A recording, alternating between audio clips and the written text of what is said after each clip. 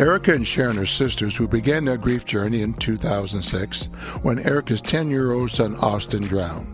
Together, they participated in a grief education program, were so moved by this experience, they studied and became specialists so they could help the brokenhearted find recovery. In 2015, tragedy struck their family once again when Erica's oldest son, Donovan, was killed in a motorcycle accident. Erica and Sharon are committed to sharing their experiences of love, loss, and healing through this podcast. Now your grief specialists, Sharon and Erica. Sad is not bad. It doesn't mean that you're failing or you're doing something wrong because you allow the sadness in. It is not a bad thing to grieve. It is an amazing thing to grieve.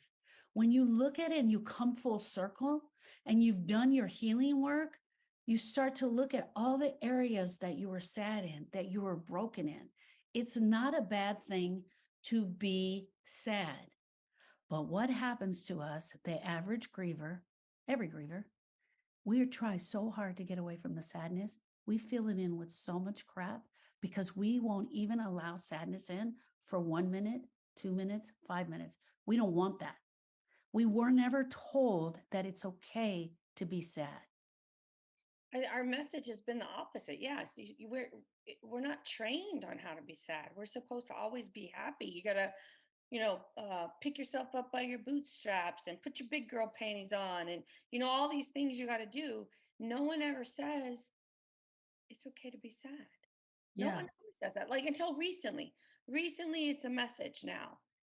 There's all kinds of things, but prior to, and the only way I can, while you were talking, I was just imagining, you're coming to your heart with like this plate of sadness, and your heart is like panicking with the hands up in the air, like screaming, like, no, I don't want sad, because that's how we've been trained to go about looking at sad.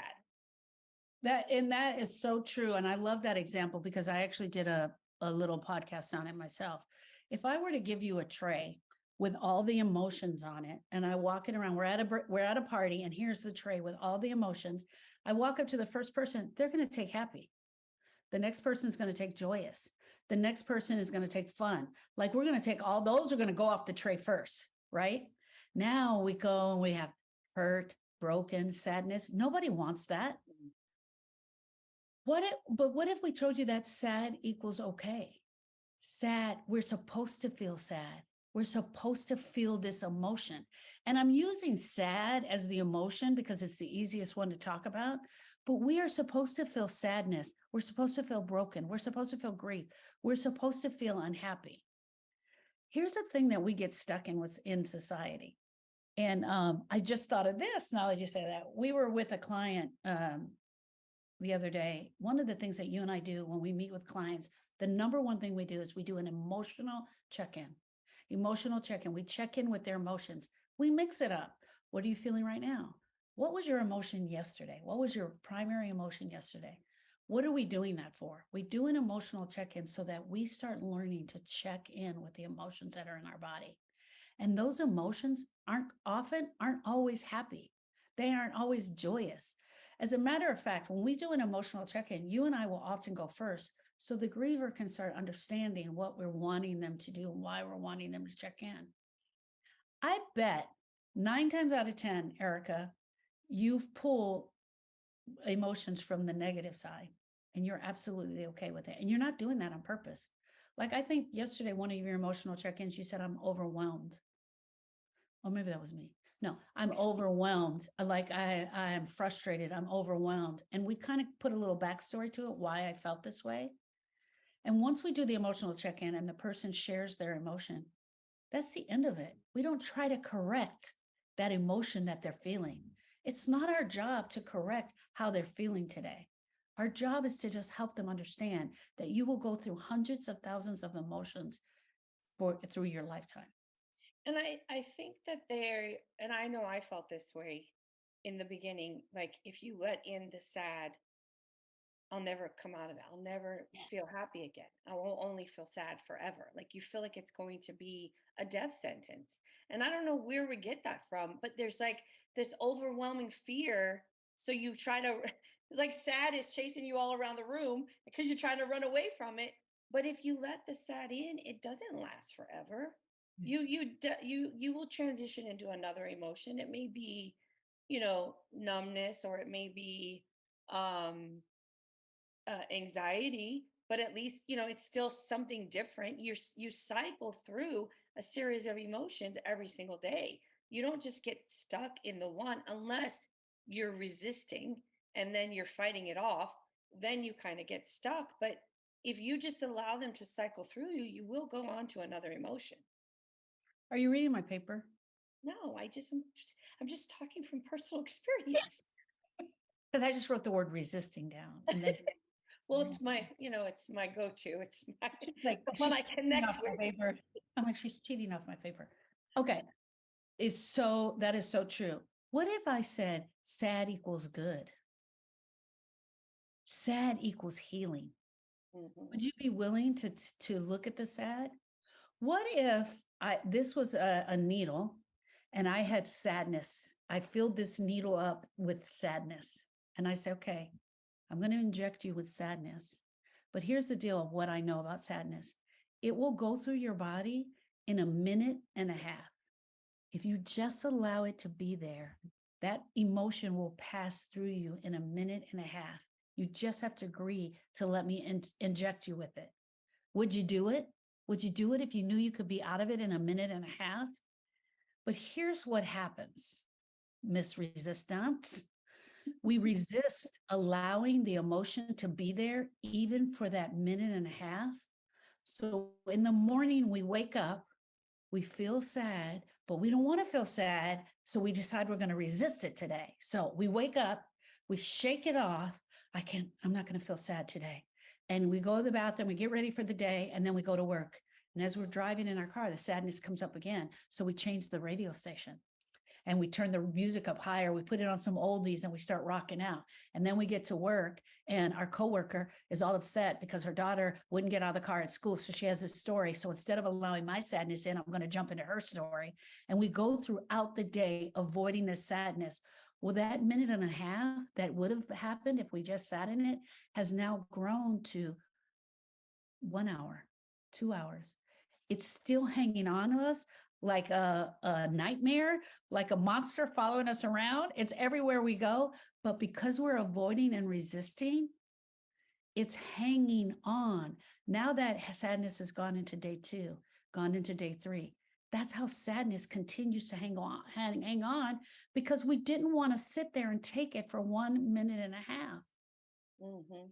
So the point that I was going to get to earlier also is we have a bad habit as a society, and we'll say this thing. How are you doing today? Well, I'm feeling depressed. And automatically the other person's response is, oh, I'm so sorry to hear that. Oh, is there anything I can do? We try to fix that I'm feeling depressed. We need to start normalizing when the person says, I'm feeling depressed. Well, good for you.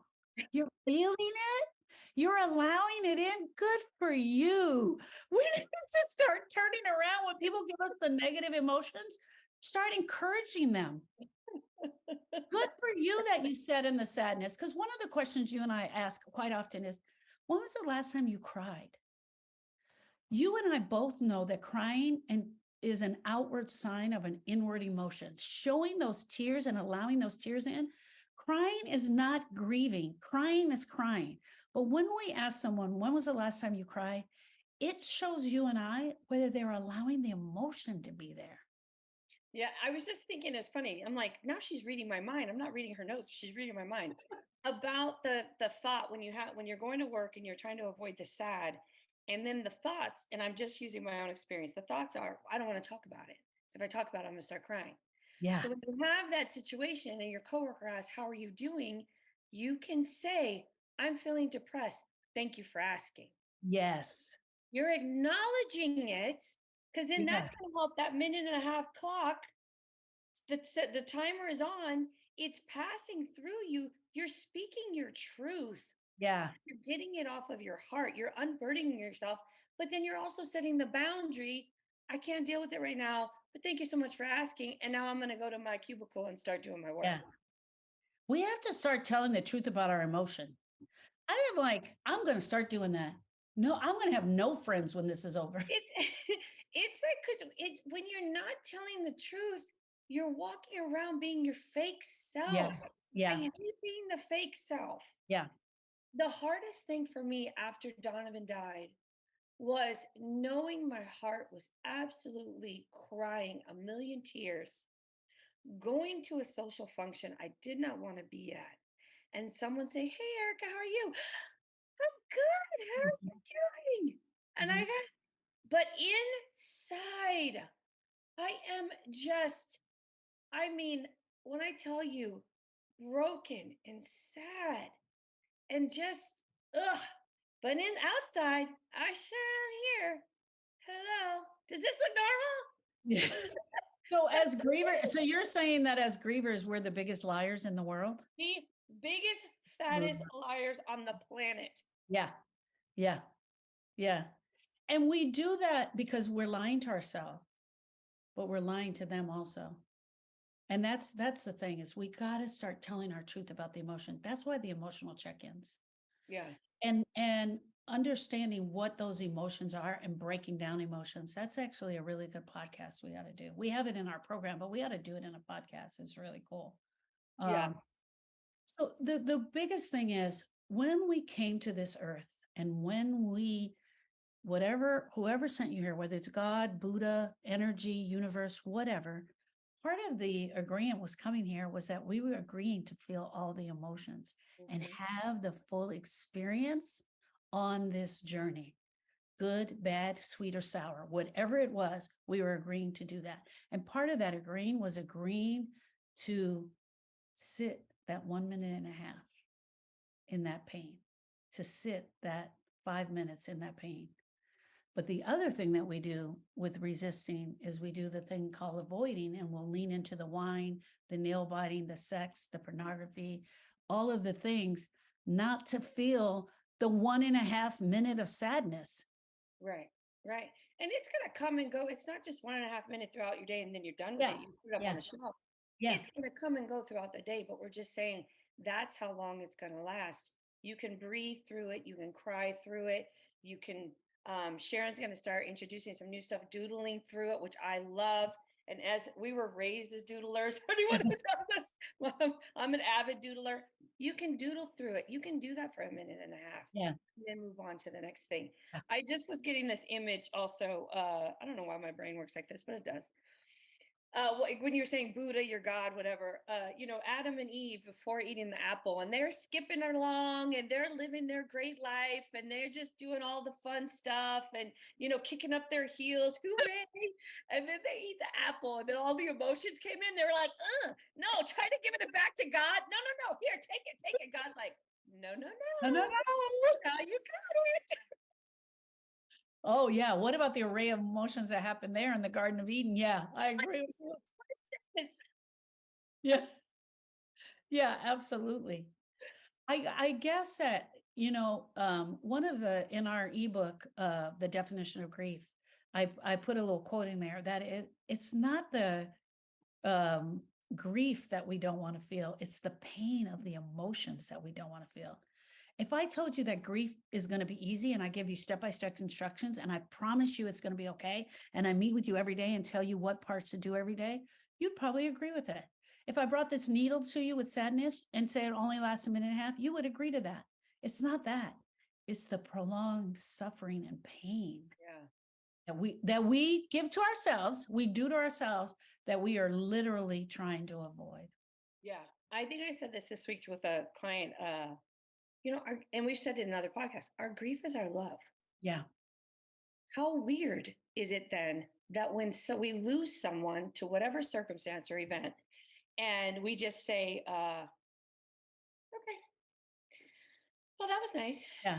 Yeah. How weird would that be? Yeah. It wouldn't even feel right.